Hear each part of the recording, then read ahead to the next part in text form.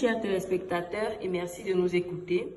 Nous sommes de jeunes ingénieurs du niveau 1 à l'école de génie chimique, dont EXIM, à l'université de Gaoundéré. Membres du groupe 14, nous venons devant vous pour vous parler de la mémoire cache et des processeurs Core i7. C'est quoi une mémoire cache?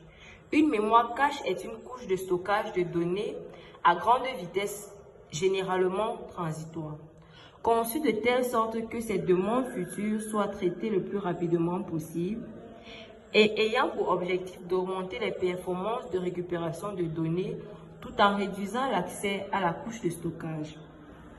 Il existe principalement trois types de mémoire cache, entre autres le niveau 1, donc le L1, qui est le plus rapide, car il est le plus petit et plus proche du processeur. Le niveau 2, dont le L2, a une capacité plus élevée, mais dispose d'une vitesse plus lente et est situé sur la puce du processeur. Le niveau L3, qui bénéficie de la plus grande capacité et est situé sur la partie du processeur que utilise le niveau 2. Tous ces différents niveaux de cache sont nécessaires pour garantir que la mémoire cache peut répondre au maximum de demandes de traitement de données. Nous allons aussi vous parler de comment se fait un traitement de données entre le cache et le processeur.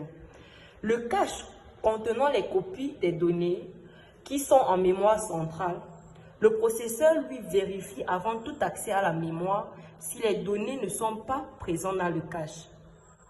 Dans ce cas, le processeur utilise les données contenues dans le cache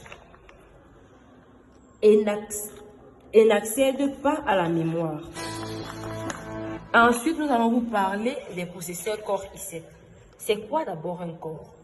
Un corps, qui signifie tout d'abord noyau, cœur, désigne un ensemble de structures constituant un processeur.